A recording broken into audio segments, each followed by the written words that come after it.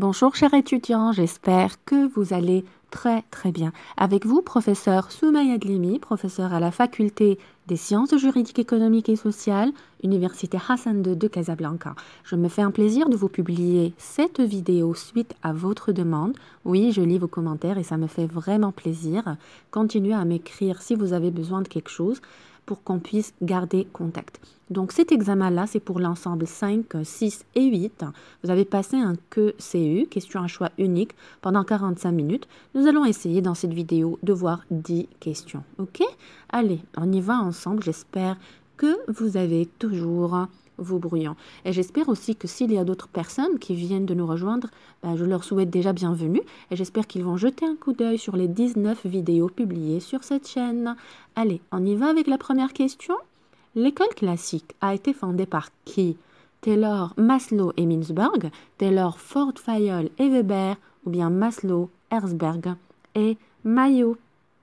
À votre avis, qu'est-ce que vous avez répondu? Oui, bien sûr, c'est la deuxième réponse. Taylor, Ford, Fayol et Weber. Tout à fait. Bien sûr, cette question s'est répétée, on va dire, dans la plupart des examens. C'est une question bonus, très facile. On y va vers la deuxième question.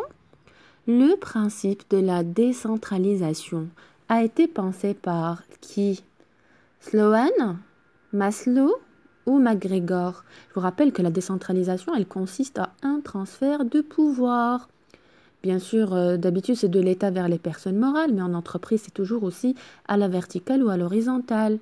Oui, c'était Sloan qui avait prôné, on va dire, la décentralisation, donc le transfert d'attributions avec une certaine autonomie. Bravo.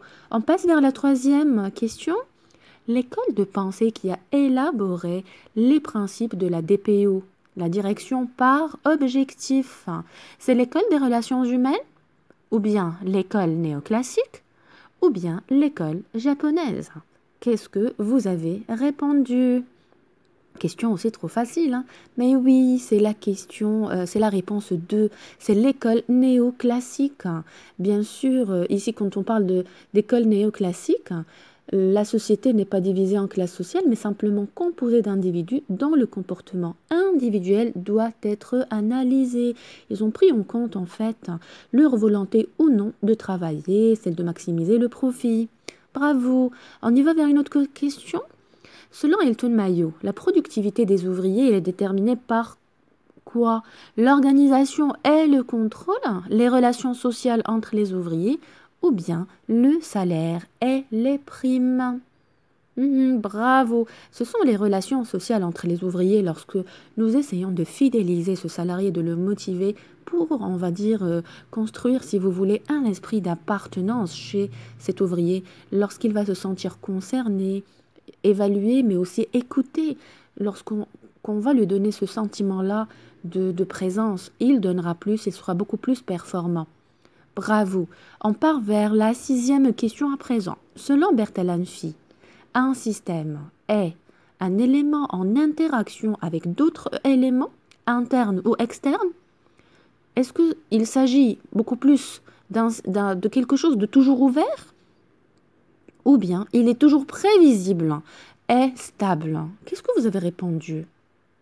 Oui, tout à fait. C'est un élément en interaction avec d'autres éléments, que ce soit en interne ou en externe. Nous pensons, vous et moi, directement aux relations interpersonnelles qui sont entre les différentes fonctions et les différents postes en interne. Mais par rapport à la relation, on va dire, avec les clients, les fournisseurs, etc., c'est beaucoup plus en externe. Voilà. Allez, selon Herzberg maintenant, la septième. L'évolution de la carrière, elle fait partie des facteurs extrinsèques d'hygiène? Est une absence d'insatisfaction ou bien est une source de satisfaction?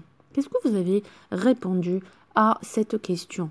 Bien sûr, c'est une question aussi bonus, très facile, puisque nous avions étudié, vous et moi, les facteurs extrinsèques et intrinsèques qui sont liés aux salariés en entreprise. Vous vous rappelez ou pas? Oui, mais bien sûr, ça avait une relation avec l'hygiène et ça permettait aussi toujours vision stratégique, le pilotage salarial, le suivi salarial qui permettait d'arriver à une certaine performance maintenue, une performance continue. Bravo tout le monde. On y va vers une autre question? Allez, La mission d'un manager, c'est fixer des objectifs à son équipe et optimiser les moyens, servir les clients ou gérer l'administration. Nous avions fait une vidéo, je l'avais publiée, je me rappelle très bien, c'était versus leader. C'est l'occasion de revenir si vous avez oublié. Vous vous rappelez? Alors le manager, c'est qui? C'est celui qui prend en charge et coordonne des missions de conseil en organisation et management.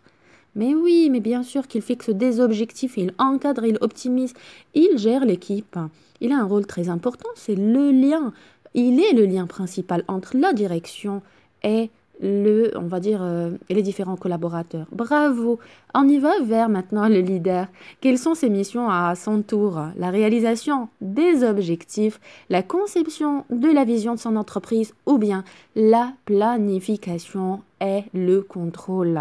Qu'est-ce que vous avez répondu à cette question? Bien sûr, dans le profil de leader, nous avons des capacités, des soft skills beaucoup plus élargies parce qu'il a un savoir-faire, un talent comportemental, relationnel, émotionnel. Il use de son intelligence comportementale et relationnelle pour pouvoir gérer au quotidien, mais aussi avoir une vision assez lointaine. Mais bien sûr, il conçoit, on va dire, cette vision-là globale de l'entreprise. Et j'espère que vous serez des leaders de demain. On y va vers la 10e. La délégation fait partie de quel style de management? Collégial, autocratique ou bien paternaliste? Question aussi, je pense, très facile pour pouvoir gagner des points. Alors, qu'est-ce que vous avez répondu? Collégial, autocratique ou bien paternaliste? Mais bien sûr, lorsqu'on délègue, nous permettons à l'autre d'avoir une prise de pouvoir, ne serait-ce que partielle, mais elle est une prise de pouvoir assumée qui va lui permettre beaucoup plus de développer ses soft skills. Donc, nous venons d'assister ensemble à la vidéo. J'espère que tout a été clair. Je vous remercie énormément pour votre suivi et pour votre attention. Je vous donne rendez-vous pour la suite de la correction. Je sais que je n'ai pas encore finalisé. Il nous reste encore 10 questions, 10 QCU, que je vais essayer de poster très bientôt. Ne vous inquiétez pas, je vais tenir ma promesse comme écrit dans les commentaires. Je vous dis à très très bientôt. Et je vous souhaite aussi bon courage. Et voilà, prenez soin de vous. À très très bientôt.